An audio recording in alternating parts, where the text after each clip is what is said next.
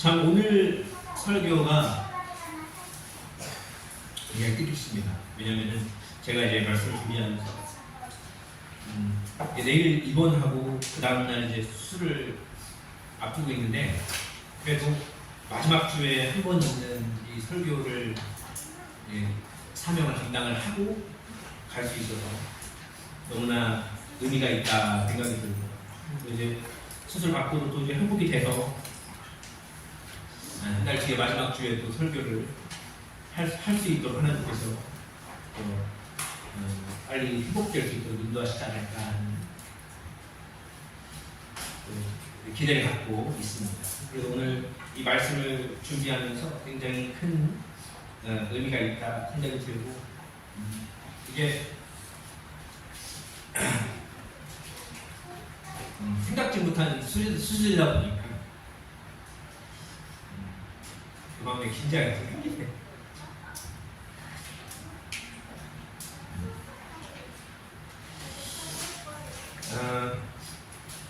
지금은 이제 루머가 많이 지났지만 이제 재판도 뭐 하고 있는 상황도 있지만, 백종원 씨라고 아실 겁니다. 백종원 씨, 예산의 명인 하면 백종원입니다. 옛날에는 예산의 명인 그러면은 정준호 이렇게 얘기를 했다고 해요. 정준호 씨가 저희 다니던, 제가 이제 우리 아내 어머니는 처갓집에 다니는 교회, 예산교회에 정준호 씨의 친척분이 사시거든요. 그래서 정준호가 원래 예산의 명인 해갖고 축제 같은 거 하면 정준호 씨가 사회보러 와서 사람들이 되게 좋아하고 있는데, 유튜브 보니까 백종원 씨한테 뺏겨갖고 되게 서운해하는, 자기가 예산에 거의 마스코트였는데 뺏겼다는 그런 이야기 제가 이제 보고 그랬었습니다. 근데 이 백종원 씨가 예산에 굉장히 큰 영향을 끼쳤어요. 예산에 있는 예산 시장을 세우는 데에 참 많은 공로를 한 사람이 백종원 씨거든요. 근데 지금은 이제 뭐 여러 가지 일들이 있어서 누가 그거를 악의적으로 퍼뜨린 건지 아니면 진짜 사실로 밝혀진 것들이 많은 건지는 잘 모르겠습니다. 그러나 지금도 사실은 백종원 씨의 영향력이 지대한 곳이 예산입니다. 근데 예전에, 지금은 안 그렇지만 예전에 축제 같은 걸 하면, 그래서 백종원 씨는 잘은 이제 안 하고 그 전에 소유진 씨가 자주 왔다고 해요. 백종원 씨 부인이 소유진입니다. 연예인이시고요. 근데 두 사람의 만남에 대한 에피소드가 굉장히 흥미롭습니다. 처음에 소유진 씨가 백종원 씨랑 결혼한다고 했을 때 나이 차이가 일단은 15살이나 나는 거예요. 15살. 그리고 소유진 씨가 외모가 이제 연예인이니까 되지 않습니까? 여자 드라마 주인공이니까. 그러니까 이제 백종원 씨 돈 보고 결혼했다라는 소문이 굉장히 많아요. 근데 그때는 소유진 남편 백종원 이렇게 통했습니다. 저도 백종원 딱 봤을 때 처음에 몰랐어요. 누군지도 잘 모르고. 근데 지금은 어떻습니까? 백종원이라는 사람을 모르는 사람이 없어요. 전국에. 그래서 소유진 씨가 오히려 백종원의 부인이다라는 소리를 듣습니다.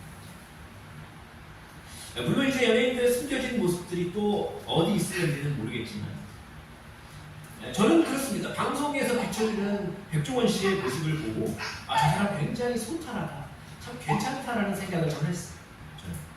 물론 이제 뭐 큰 회사의 대표기도 하니까 이렇게 권위주의가 또 있을런지는 모르겠습니다. 그러나 저는 일단 겉은 모습으로 봤을 때는 제가 굉장히 일반인 같은 연예인을 되게 좋아하거든요. 일반인 같이 보이는데, 이게 저도 음악을 만들지만 저 알려져 있지 않잖아요. 그죠? 이렇게 모르잖아요, 사람들이. 근데 저는 그래서 공감이 돼요. 이렇게 일반인 같은 연예인 굉장히 속살하고, 저 사람 굉장히 일반인하고 이렇게 일반인이 가더라도 말도 잘해줄 것 같고, 그러니까 굉장히 좋아 보입니다. 공감이 갑니다. 그래서 사실 이제 보면 백종원 씨, 소유진 씨 가정 일구어 사는 모습 가끔씩 제가 이제 영상으로 접해서 봤는데 굉장히 잘 만났다, 그 가정도 굉장히 화목하다라는 생각이 들었어요. 그래서 그 가정을 보면서 우리도 저렇게 화목했으면 좋겠다. 물론 부유해야 화목할지는 모르겠다만 어쨌든 그런 생각이 들었습니다. 굉장히 드라마틱한 두 사람의 만남이 아닌가라는 생각이 들어요. 요즘 TV에서 방영하는 드라마들을 보면 예나 지금이나 그 이야기들 중에 백종원, 소유진 같이 뭔가 소유진이 그런 사람 아니지만 가난한 집 아가씨가 뭐 이렇게 좀 우연히 알게 된 남자가 뭐 회장집의 아들 아니면 회장 이래갖고 그 인생 역전한다는 그런 스토리를 담은 드라마들이 많이 있지 않습니까? 근데 뭐 사람들은 아이고 식상하다고 뻔하다고 이렇게 얘기를 하지만 그러면서도 그 뻔한 해피엔딩 같은 그런 그 드라마들을 보면서 굉장히 흐뭇하게 웃고 있는 나를 발견하게 돼서 내가 저 뻔하다 하면서도 웃고 있었어 해피엔딩을.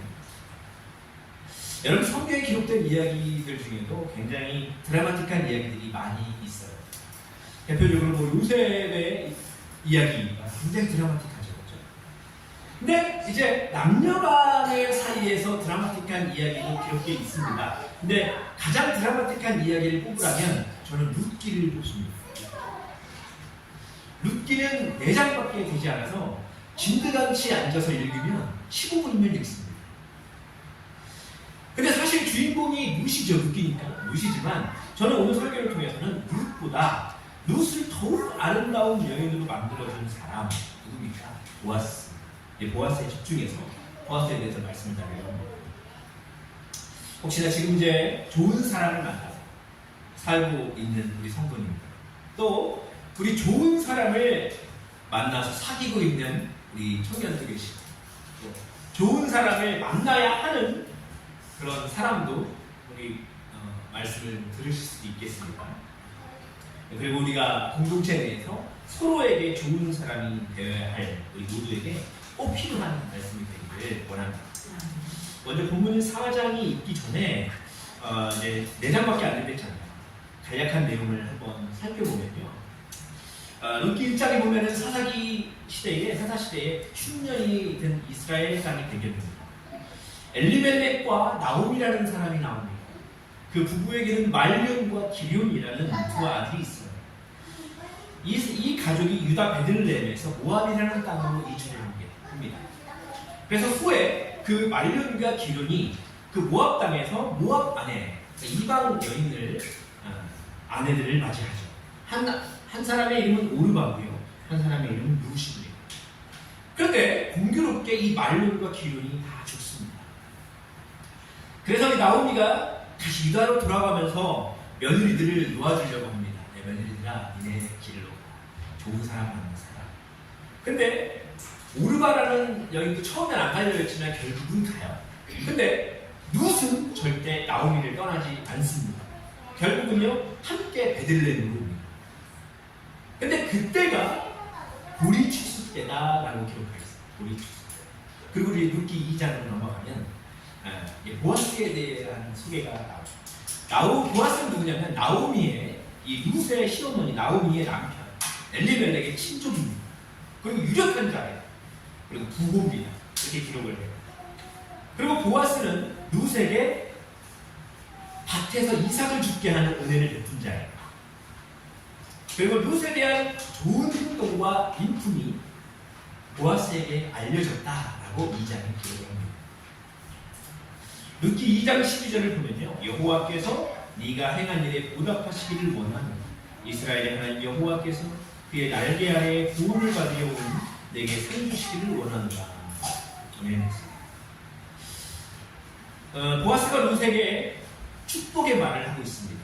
근데 실상은 룻에게 상과 같은 은혜를 베풀고 있는 사람이 누구냐 하면 물론 하나님께 베푸는 거지만 결국 누가 베풀었어요? 인간 누가 베풀었습니까?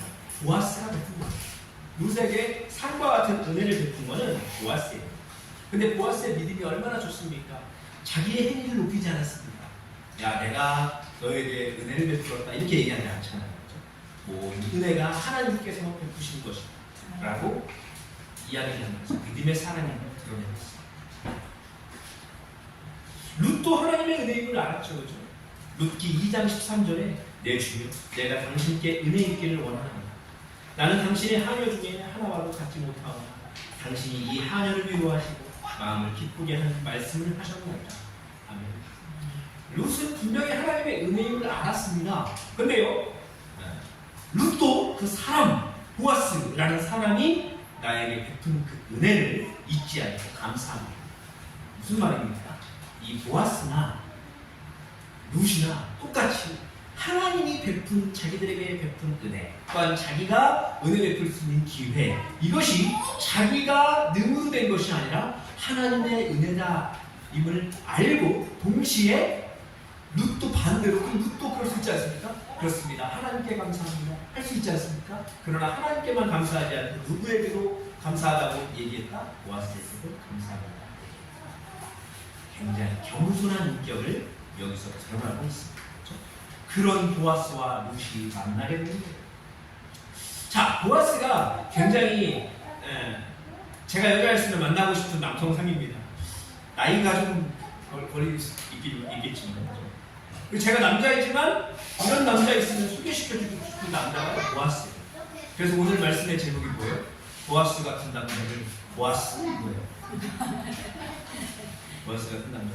그럼 이 보아스는, 소개시켜주고 싶은 남자 보아스는 어떤 사람이었습니까? 또 우리가 보아스처럼 되어야 되는데, 그럼 보아스는 어떤 사람이었어요? 세 가지만 나눕니다. 첫 번째는 무엇이냐면 보아스는 배려심이 깊은 사람이었다. 배려심이 깊은 사람. 이 보아스의 성품은 룻에 대한 배려, 사랑에서 볼 수 있습니다. 2장 14절, 룻기 2장 14절에 식사할 때에 보아스가 룻에게 이르되 이리로 와서 떡을 먹으며 네 떡 조각을 초에 찌가 함으로 룻이 곡식되는 자 곁에 앉으니 그가 볶은 곡식을 주니 룻이 배불리 먹고 나갔더라. 룻에 대한 보아스의 배려심은요, 그가 룻을 위에서 자기 종들에게 당부했던 말을 보면 확실하게 드러납니다. 오늘 사실은 룻기 전체가 본문이에요. 근데 다 읽을 수 없어서 맨 마지막만 이제 만나고 하는 이야기만 담은 건데, 사실은 전반적인 룻기 1장부터 4장까지의 말씀 가운데 이 보아스의 성품이 드러나 있습니다. 자, 어떻게 당부를 했느냐? 보아스가 종들에게, 야, 룻이 곡식 단 사이에서 이삭을 죽게 해라. 더 많이 준 곡식 단 사이. 또 룻을 절대 책망하지 마라. 어떤 이유에서? 또 곡식 다발에서 일부러 조금씩 이삭을 뽑아놓아라. 이렇게 얘기해요. 또 절대 꾸짖지 마라. 또 얘기합니다. 재차 강조하는 거예요. 이렇게 당부를 했습니다. 당시에요, 근데 이스라엘 풍습 중에는 곡식을 추수할 때나 이럴 때에 가난한 자들과 나그네들을 위해서 이삭이나 어떤 열매 같은 경우를 남겨놓는 풍습이 있었습니다. 레위기 23장 22절에 기록하는데요. 너희 땅에 곡물을 벨 때에 밭 모퉁이까지 다 벌지 말고 떨어진 것을 줍지 말고 그것을 가난한 자와 버림을 위하여 남겨두고 나는 너희의 하나님 여호와이니라. 지금 우리나라보다 더 좋았던 것 같아요. 이거는, 그죠? 우리나라는 누가 내 밭에 들어오면 훔쳐갔다고 신고할 거예요. 근데 여기는 이건 얼마나 좋은 풍습입니까? 자, 그러면은 이런 의문이 들지 않습니까? 그렇다면은 룻이 애초에 이삭 죽지 않도록, 수고하지 않도록 해주는 게 진짜 배려 아니었을까? 라는 생각 들지 않습니까? 근데요, 그러면 왜 보아스는 룻에게 이삭 죽는 일은 막지 않았습니까? 사실은 보아스는 그 땅의 주인입니다. 그의 권위로 얼마든지 룻을 일하지 않고도 편하게 지낼 수 있게 하셨어요. 근데 그는 어떻게 하냐? 그에게 배려할 때 일하는 여건을 아주 좋게 보장하는 것, 그것으로 그를 배려했습니다. 근데 이게 엄청 큰 배려였거든요. 왜 이게 더 큰 배려였을까요? 당시에 이게 풍습이었다고 했잖아요. 가난한 자와 나그네가 곡식 단 그 아래에 있는 곡식을 주울 수 있다고 했습니다. 부끄러운 일이 아니었습니다. 물론 뭐 가난에 대해서 뭔가 창피하고 그럴 수는 있지만 그 행위 자체가 부끄러운 일은 되지 않았어요. 최소한 그 일을 하지 않도록 이렇게, 만약에 그 일까지 하지 않도록 이렇게 만들면 어떻게 되는 거예요? 그 종들에게도 눈치 볼 거 아니에요. 아니 어디서 그 이방 여인이 와갖고 보아스가 그렇게 배려를 합니까? 그 오해받을 수 있지 않겠어요? 그러니까 눈치 보지 않고 오해받지 않도록 일할 수 있도록 해준다. 그러나 많이 거둘 수 있도록 도와주는 거죠. 도를 지나치지 않는 배려. 엄청난 배려. 생각 많이 해야 되거든요. 상대방에게. 어떨 때 우리가 배려 받을 때, 야, 이 사람 나한테 왜 저렇게까지 해야지? 하면은 처음에는 감사하다가 뭐가 생기지? 부담이 생깁니다. 그럼 더 멀게 되는 거예요. 그래서 그 도를 지켜서 배려해 준다는 거는요, 엄청난 기술이 필요합니다. 근데 그것을 보아스가 그 어려운 걸 해낸 거예요. 그래서 결국은 이 룻이 하루 종일 보리이삭을 주어서 한 에바를 얻었다. 한 에바. 근데 이 한 에바는요 22리터래요. 22리터. 그 저도 이거 보니까 22리터면 엄청난 거 아닙니까? 사실 껍데기 다 빼고 그러면은 얼마나 남을지 모르겠지만 엄청 많은 거예요, 이거는. 근데요, 이 룻의 배려심이 룻기 3장에 또 드러나요. 룻이 3장 6절부터 11절을 보면은 룻이 보아스의 침상에 몰래 들어가 누워있는 것을 보아스가 발견하는 내용이 담겨 있어요. 3장 6절에서 11절 우리 함께 볼까요? 3장 6절에서 11절.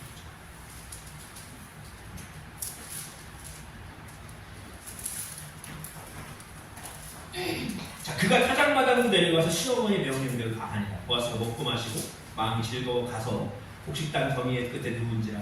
룻이 가만히 가서 그의 발치에 이불을 들고 그리고 밤중에 그가 놀라 몸을 돌이켜본즉 한 여인이 자기 발치에 누워있는 이르되 네가 누구냐 하니 대답하되 나는 당신의 여종 룻이오니 당신의 옷자락을 피워 당신의 여종을 덮으소서.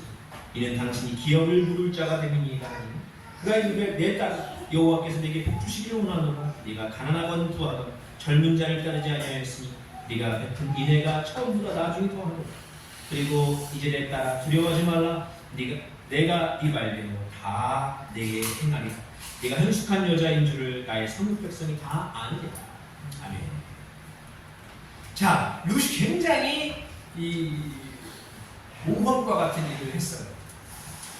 왜냐하면 외간 남자의 그 침상에 함께 들어가서 몰래 누운 거 아닙니까? 사람들한테 발각되면요 돌막을 붙습니다. 근데 이 장면 보면요 너무 자연스러워. 굉장히 이상한 일이거든요. 굉장히 이상한 일이고 비상식적인 일인데 보아스가 굉장히 물 흐르듯이 잘 넘어갑니다. 놀라요. 처음에 놀라요. 누구냐 이 여자 누구지? 근데 누신 것을 알았어요. 누신 것을 아니까 굉장히 차분해집니다. 차분해져요. 오히려 축복해요. 예, 나라 여호와께서 네게 복 주시기를 원하노라 하면서 룻에게 감사해요. 네가 가난하던 부하건 젊은 자를 따르지 아니하였으니 내가 베푼 이내가 처음부터 나중에 더하노라. 이게 오해하면은 야 내가 나이가 엄청 많은데도 나를 이렇게 나한테 부인된다고 해주시니까 너무 고마워. 이게 이 차원이 아니에요. 굉장히 그 기업물자 좀 있으면 나오거든요. 그 기업물자가 될 것을 알고 들어갔다고 룻이 얘기하지 않습니까? 하나의 핑계로. 근데 그게 사실상 지혜롭게 사실은 룻이 행동을 한 게 된 거예요. 나중에 나오지만. 그러니까 그 전반적인 룻의 행동을 보면서 이게 하지 말아야 되는 행동을 한 룻이 아니라 굉장히 현숙한 룻을 보아스가 발견하게 된 거예요. 사실 우리가 봤을 때는 비상식적인 일이지만 보아스에게는 야 룻이 엄청 지혜롭구나라고 느낄 수 있는 이야기였고 또 보아스도 그걸 느꼈다. 룻에게서. 그리고 놀라지 않도록 룻이 당황하지 않도록 행동한 거예요. 내가 한 거예요. 얼마나 큰 배려는 있고 돌마다 죽을 수도 있는 쫓겨날 수 있는 상황에서 보아스가 그를 감싸주는 돌봐주는 것입니다. 안위해 주는 거예요. 편안케 해주는 거예요. 얼마나 큰 배려. 물론 룻에 대한 사랑이 있었기 때문이죠. 아무 여자나 들어가 있었으면 좋아하진 않았을 겁니다. 화냈을 거예요. 자, 룻의 행동은요 관습적으로나 이게 법적으로나 어쩌면 위법이었습니다. 왜냐면요 보아스가 기업 물을 자가 맞긴 했는데 우선순위가 아니었어요. 첫 번째 사람이 아니었어요. 이제 무슨 나와요. 두 번째 기업 물을 자 나오는데 그러니까 어떻게 보면 위험할 수도 있는 상황이었다라는 거예요. 진짜 기업 물을 자는 따로 있었다라는 거예요. 원래는. 그러니까 위법이었습니다. 어쩌면. 근데 이 상황을 너무나 보아스가 잘 이해했어요. 그래서 내가 알아서 할게라는 거는 내가 기업무자가 될게라는 말이 되는 것이거든요. 그래서 합법이 되도록 만드는 거예요. 이 보아스의 성품이 굉장히 매너 있고 차분, 들리지 않습니다. 배려심이 깊습니다. 여러분, 우리가 모두가 보아스 같을 수 없어요. 이런 뭐 상대방을 배려하는 기술이 우리에게 다 있지 않잖아요. 그러나 우리가 보아스에게 배울 점, 우리 모든 성도 가운데 사이에서 또한 우리가 삶을 살아갈 때 상대방과 나 사이의 관계, 또 우리 가정에서 부부 사이의 관계에서 여러분 내가 보아스와 같기를 소망합니다. 내 위주가 아니에요. 보아스는 철저히 룻 위주였습니다. 룻이 혹시나 잘못된 삶을 행동을 했더라. 사실 룻이 여기서는 잘못된 행동을 한 거예요. 결과적으로는. 그러나 보아스는 그것을 지혜롭게 은숙하게 여겼다 했잖아요. 여러분 혹시나 부부 사이에 또는 우리 공동체원들 사이에서 상대방이 나에게 혹시나 하지 말아야 되는 행동을 했다 할지라도 내가 보아스와 같은 그런 배려심과 또한 차분함과 또한 매너가 있기를 소망합니다. 그럴 때에 여러분 돈독해질 거예요. 더 그 공동체가 화기애애해지는 것입니다. 하나님께서 원하시는 사랑이 가득한 배려가 가득한 공동체로 또는 우리의 삶에 거론될 수 있게 간절히 소망합니다. 두 번째, 여러분 보아스는 어떤 사람이냐? 기업물을 잘했다. 기업물을 짜라는 것은 원래 아는 성도님들이야 말하면서 이렇게 하지만 모르는 성도님들도 많아요. 기업물을 짜라는 것이. 여러분 기업물을 짜라는 것은 고엘이라는 히브리어 말입니다. 고엘 제도. 이 고엘 제도라는 것은 독특한 제도 중에 하나입니다. 뭐냐면 고엘이라는 말의 뜻이 구속하다. 또 친족으로 행동하다. 가장 가까운 친족의 역할을 맡다. 이런 말입니다. 자기 형제나 가까운 친족이 어려움에 처했을 때 그것을 해결해 줘야 하는 위치에 있는 사람이 기업물자였어요. 그래서 이 기업물자 제도가 있었어요. 성경은요 기업물자에 대한 책임에 대해서 구체적으로 몇 가지를 말하고 있습니다. 첫째는 뭐냐면 가난한 친족이 빚 때문에 종으로 팔려갈 때 되었을 때 그 빚을 대신 갚아서 해방시켜 줄 수 있었어요. 이게 기업물자였어요. 또 기업물자는 토지를 팔았을 때에 다른 사람 토지를 팔았을 때 일정 기간 후에 그 값을 치름으로써 다시 그 토지를 돌려받게 할 수 있었어요. 내 친족이 돌려받게 할 수 있었어요. 다 대신 갚는 거죠 결과적으로. 또 범죄했을 때 그 범죄를 대신 누르게 만들 수 있는 그런 사람이 기업물자였고요. 또 누군가에 의해서 친족이 살해됐을 때 그를 위해서 피해 보복을 할 수 있었습니다. 이거는 지금이 있으면 안 되죠. 마지막으로 이게 보편적으로 이제 알고 있는 책임인 거예요. 형제가 자식이 없이 죽었을 때에 그 미망인과 결혼해서 그 가문을 존속해 하는 행위를 할 수 있었어요. 그게 고엘 제도였습니다. 우리나라에서는 이런 일이 없죠. 이게 합법은 아니죠.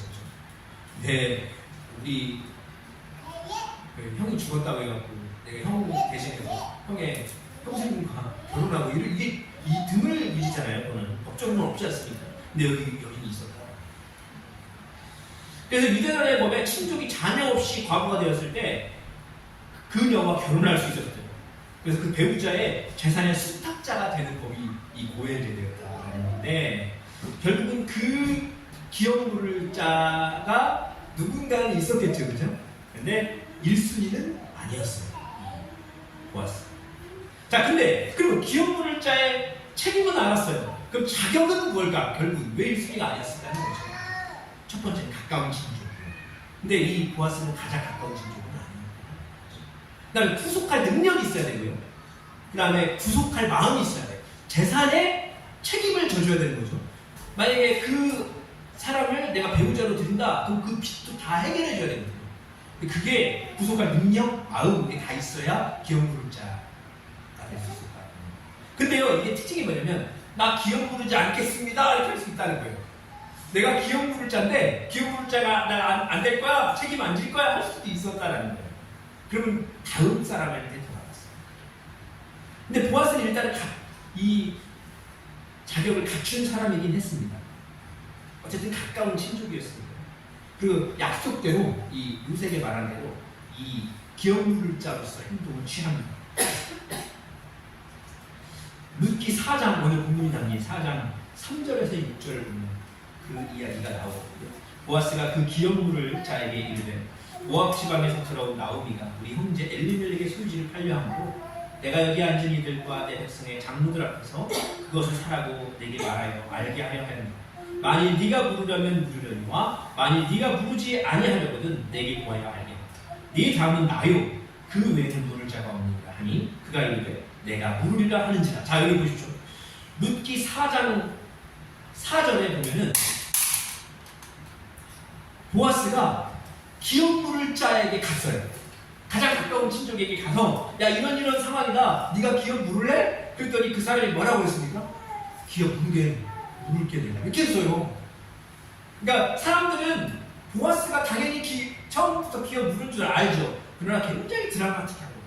이 기업 물을 자가요, 내가 기업 물을게 이렇게 한 거예요.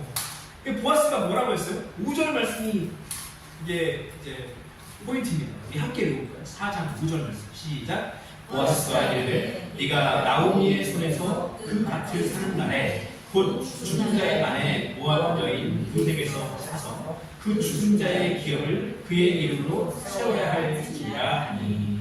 아멘. 자, 무슨 얘기입니까? 야, 그래, 네가 기업 물을래? 좀 황당했을 수도 있어요. 보아스가 내가 부를 거래.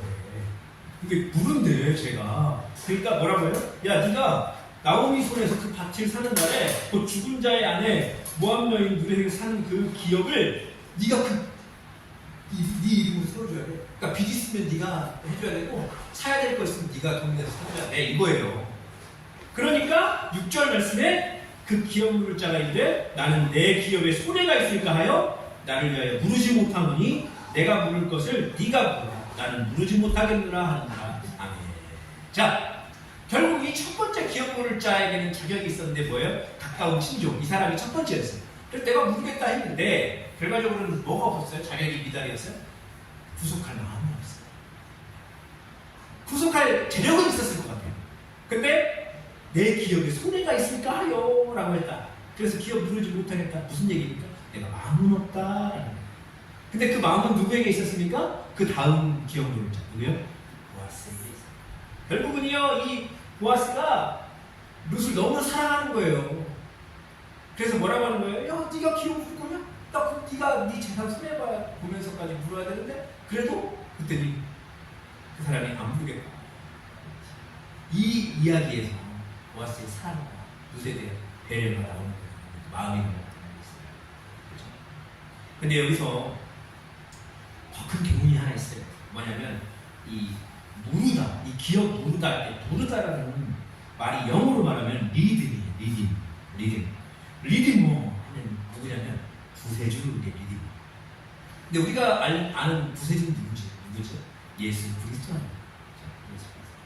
기업 물을 자라는 것은요, 바로 구원해주는 사람을 말합니다. 구원해주는 사람. 예수 그리스도는 나의 영적인 삶까지도 구원해주시는 분이죠. 근데 보아스는 룻에게 또 다른 의미에서 그 삶의 그 인생을 구해준 사람이었어요. 보아스는 룻에게 구원자입니다. 무슨 얘기입니까? 부자와 결혼하십시오 이 얘기가 아니에요. 그 얘기가 아니에요. 잘난 사람과 가까워져라 이 얘기가 아닙니다. 뭐예요? 서로의 인생을 구원하는 기업 물을 자와 같은 보아스, 그 보아스와 같은 삶을 우리가 살아가자 하는 거예요. 우리 공동체 원들은 서로 기업 물을 자 서로의 삶을 어려울 때 이끌어주고 건져주고 기업 물을 자와 같은 이 보아스와 같은 삶을 살아가는 저 여러분 되지 소망합니다. 시간이 많이 갔지만 마지막 짧거든요. 세 번째, 보아스는 어떤 사람이었냐 하면요, 그는 배려심 깊고 기업 물을 자였지만 또 하나 축복의 통로가 됩니다. 마침내 장로들과 백성 앞에서 기업 물을 것을 자기가 선포하죠. 마침내 룻을 자기 아내로 맞이합니다. 굉장히 뭐 어떻게 보면 이게 나이 차이도 분명히 많이 났을 거예요. 젊은 자 결혼하는 거 보면. 그죠? 근데 법적인 결혼이라 이제 합법적인 결혼이라 했지만 실상은 사랑이 엄청 가득합니다. 이게 뭐 그러니까 내가 기업 물었으니까 결혼해라 이런 게 아닙니다. 굉장히 룻도 이 보아스 굉장히 사랑했고 보아스 당연히 룻도 사랑했고 이 사랑 가득한 만남이고 결혼이었다. 또한 여기에 왜 이 사랑이 가득하냐 축복이 가득하냐 보아스가 선언한 후에 모든 백성과 장로들이 보아스와 룻의 결혼을 축복했다. 그리고 며느리였던 이 룻의 재혼은 시어머니 나오미에게도 굉장히 기쁨의 일이었습니다. 자기 남편의 친족과 결혼하지 않습니다.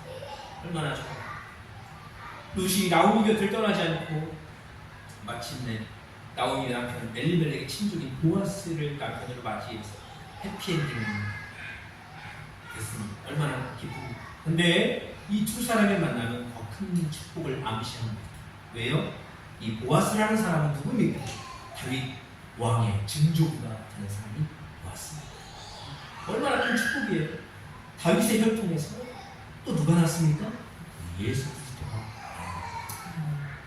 이 룻의 리디머 구원자의 역할을 감당했고 보아스를 통해서 인류의 구원자, 세상의 구원자 예수 그리스도가 나는 복이 임한 겁니다.